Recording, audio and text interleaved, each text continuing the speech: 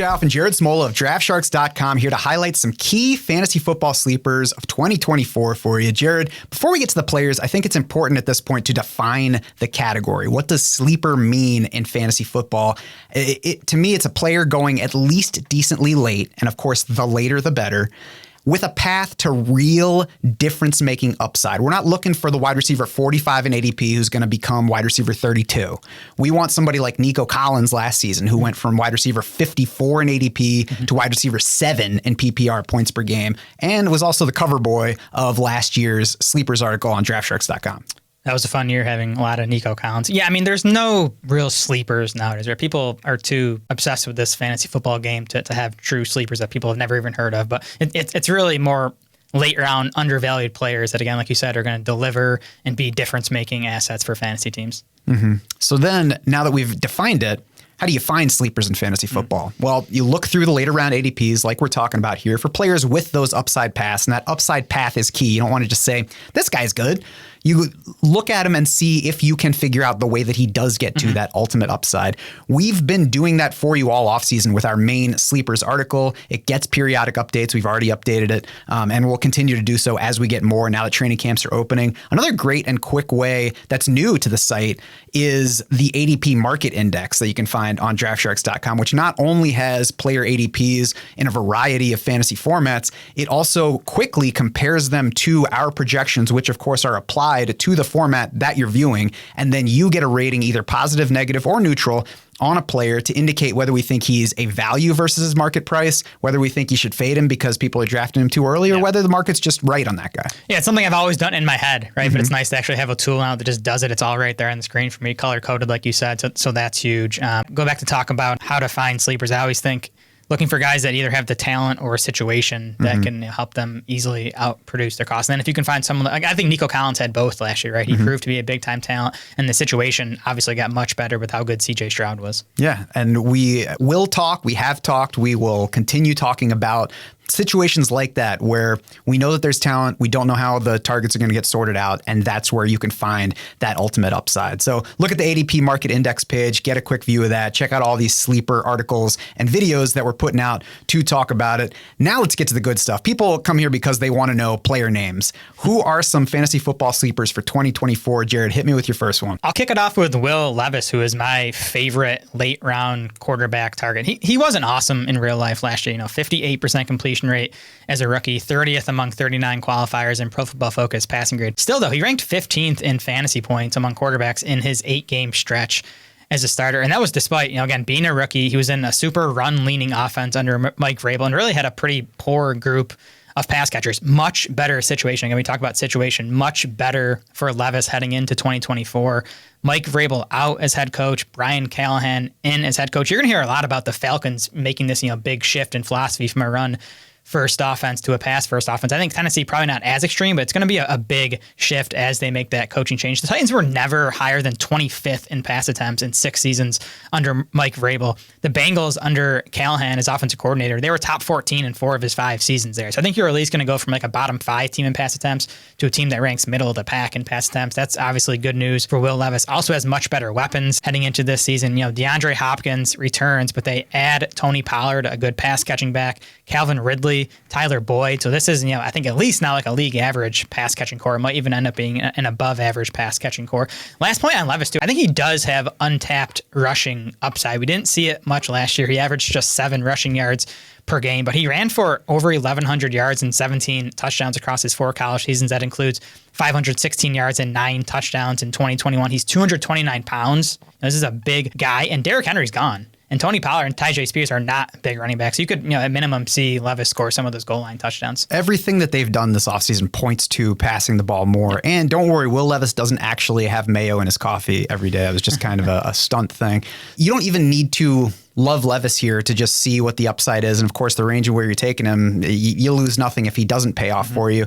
All these pieces in this Tennessee offense are nicely priced and maybe underpriced. We're going to talk about them in various formats, but I think buying into this Tennessee offense to some degree, however you do it, is a good idea based on what it looks like they're going to try to do this year, especially because you can get all of them at low risk levels. Speaking of low risk, I'm going to start with a late round tight end, and that's Tyler Conklin. Not somebody that you should draft as your tight end 1, but somebody who could, I think, be one of those surprise finishers among the top 12. Let's start with his cost, which is tight end 20. Even if you go by best ball ADP right now, which is the most active draft market at this point in the year, mid-round 15 on Underdog. That's a format where everybody is drafting at least 2 tight ends. A lot of teams are drafting 3. So if anything, Tyler Conklin should be valued more there than he is by the general redraft market. He's tight end 24 in current redraft ADP. So the value is already there. Now, why bother with Tyler Conklin besides where you can get him?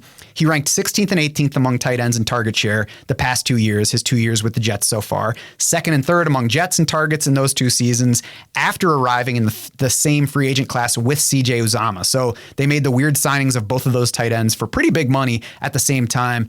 Conklin easily emerged as the top receiver between them. Uzomah is now somewhere else. There is a path once again for Conklin to rank among the top 3 Jets in targets this year, and he obviously gets a large quarterback upgrade. Through the past 2 years, it was Zach Wilson, Trevor Siemian, Tim Boyle, Mike White, Joe Flacco. Now it's Aaron Rodgers. I know it was Aaron Rodgers for a minute and a half last year, but it's supposed to be all this year. There's already been some talk about the connection between Aaron Rodgers and Tyler Conklin. Conklin finished tight end 18 last year in PPR with 0 touchdowns. He didn't score a touchdown. He still finished above where he's getting drafted this year, ranked 13th at the position in targets, 11th in catches, 13th in yards. We're going to get at least one surprise tight end among the final top 12. We get that every year. A lot of times we get 2 of them. I think Tyler Conklin's one of the better candidates to make that kind of leap this year. Yeah, and we've looked into this, kind of what drives fantasy production at each position, and touchdown scoring is huge at tight end. So the fact that Conklin finished, what did you say, it was tight end 18 with 0 touchdowns? I mean, that's where Rodgers, his ability and just making this Jets offense better is going to be huge for Conklin's touchdown upside. Do you know Aaron Rodgers, 6.2% career passing touchdown rate? That's tops among all quarterbacks since the merger in 1970. So Rodgers throws touchdowns, and I think Conklin's going to be on the field. He's going to score a touchdown this year. He's probably going to score a handful of touchdowns, and if he does that again, he should pretty easily beat his ADP. As long as Tyler Conklin doesn't pop up on like a vaccine commercial, he should be in good shape here. All right. The next guy on my list is Demario Douglas, and I think it starts for him with being a bit underrated as a prospect. He had a 60th percentile dominator rating in college, went to Liberty, so I didn't know anything about him until he came into the league. He was a 6th-round pick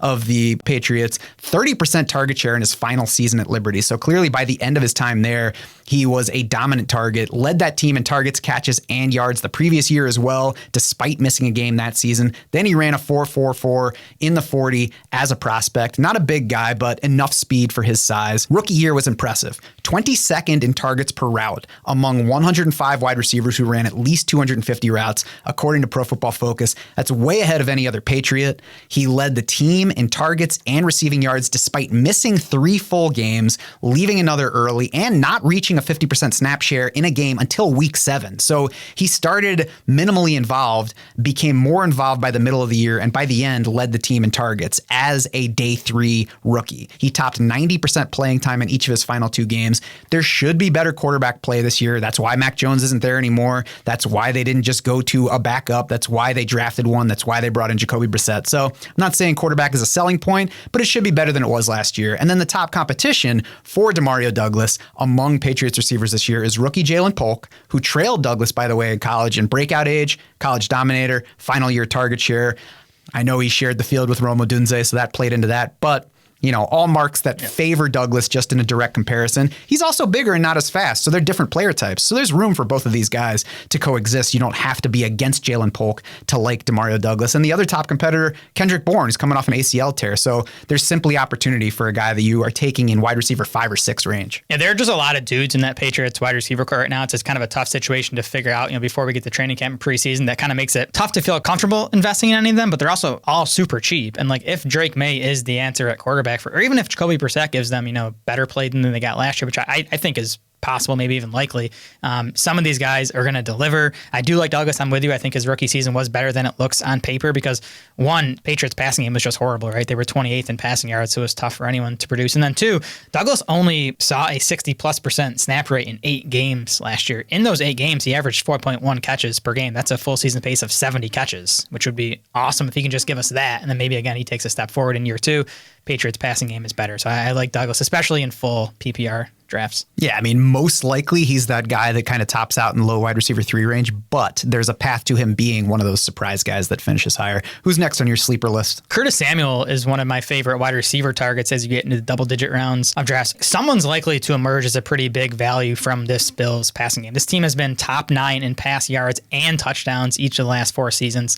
Stephon Diggs and Gabe Davis gone. They combined for 42% of the team's targets last year. There's a huge opportunity here. Samuel gets the 3-year, $24 million deal from the Bills in free agency. He reunites with Joe Brady. I think this is key. I got to imagine Brady was a pretty big part of bringing Samuel to Buffalo. Brady was the Panthers offensive coordinator for Samuel's best season in 2022. He finished 23rd among wide receivers in PPR points that year, caught 77 balls, also ran it 41 times for 200 yards. I think that's big. It's rare to see wide receivers pick up rushing production. I think, Robert Woods, someone that used to do it for the Rams, but it can be big. It can, be a difference maker. And I do think Samuel is probably going to do at least some of that for Buffalo. We've heard Joe Brady talk up Samuel's versatility multiple. Remember, Samuel was a running back for part of his time at Ohio State too. So it all kind of makes sense. I do think he's going to be the starting slot receiver for Buffalo. And I go back and look at, the Bills haven't really had a true slot receiver the past 2 years, but remember Cole Beasley put up some nice numbers for the Bills. That was with Josh Allen. I know Beasley's final 2 seasons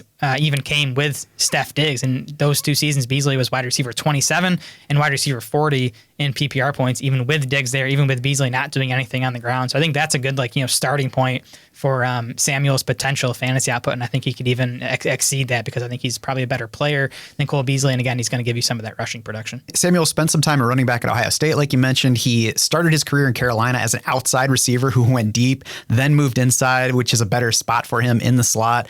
I think he probably won't get as much rushing work as that season with Joe Brady because that was the year where Christian McCaffrey only played in 3 games, but they clearly like him, and they being at least Joe Brady, getting some of that rushing work. And this is a team that has some available with James Cook and Ray Davis leading the backfield. So I agree. There's plenty of work all around. And really what I like best about Curtis Samuel is there's definitely a path to him leading this team in targets. We have no idea who is going to lead the team in targets, but the top candidates I would say are him and Dalton Kincaid. You can say Keon Coleman.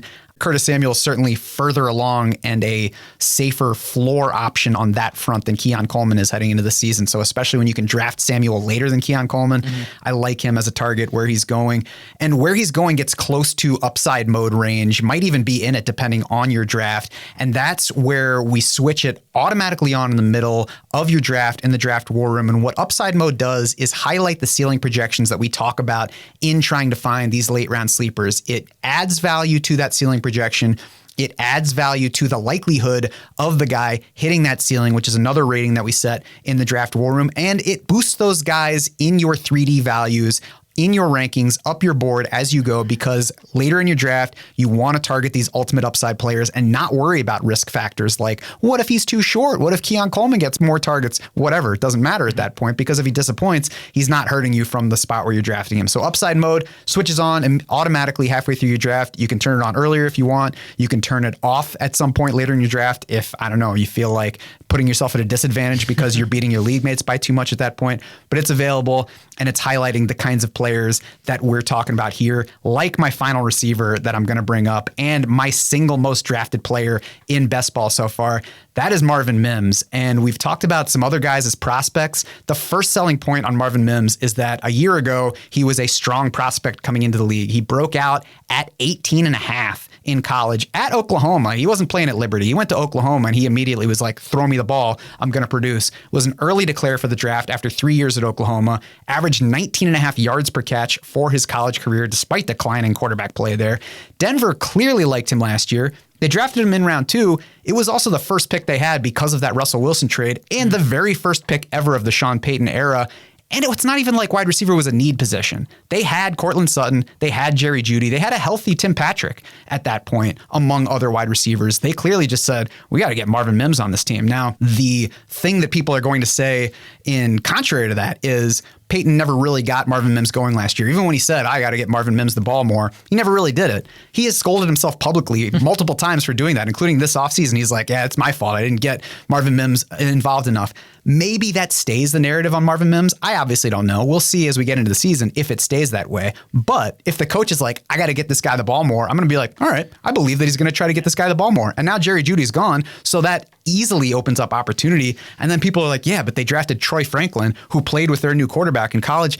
Yeah, they did in round 4. So I'm going to go ahead and bet on last year's round 2 pick over this year's round 4 pick. Yeah, and listen, I like Troy Franklin, but I think Denver's off-season actions sort of back up, at least wanting to give Mims an opportunity to win the number 2 wide receiver role, because all they did was add Troy Franklin and sign Josh Reynolds. Neither of those guys, I don't think, are good enough to really prevent Mims from carving out a big role if he's good enough. I do think he's good enough. I'm shocked he continues to go. So he has so much more upside than 20 guys that go ahead of him in drafts. And mentioned the new quarterback there, Bo Nix, likely their week 1 starter. I know kind of the knock on him is that he didn't throw deep often in Oregon, which is true. But what I like is when he did throw deep, he was near the top of college football last year in most efficiency metrics on those throws, 20 plus yards downfield. So I do think Peyton will have him throw deep more often. I do think he's capable, which is big for Mims because, he is a guy that can get downfield with that speed. Yeah, and I know Bo Nix is familiar with Troy Franklin, but based on where both players were drafted, I think the NFL has told us that Marvin Mims is a better version of what Troy Franklin is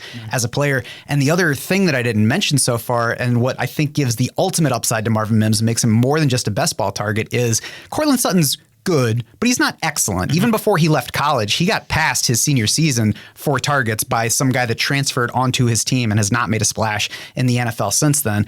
It's within the realm of possibility that Marvin Mims beats Courtland Sutton in targets this season. Yep. So that would be the ultimate upside case where, maybe we get Marvin Mims into like the top 25 or something. But at the range where he's going, I don't have to say this is exactly where it ends. I'm going to say I'll take the talent and I'm going to see exactly where it goes from here. Yeah, and he's not even a guy that needs big volume to potentially finish his top. The guy, he averaged 11.4 yards per target last year, so he already kind of showed us the efficiencies there. He just needs to find more playing time and a few more targets. And if he does, he will find it in my lineup. The Draft War Room is more than just upside mode. It's more than just 3D projections. It's more than just the values we talked about. It will sync directly with your fantasy football league. It will pull in your specific scoring and lineup settings. It will track every single pick as you draft, constantly updating your pick recommendations at every turn to make sure that you have updated information. You can also click onto player pages from the Draft War Room. You can see all the little icons just indicating extra stuff. It shows bye-week conflicts.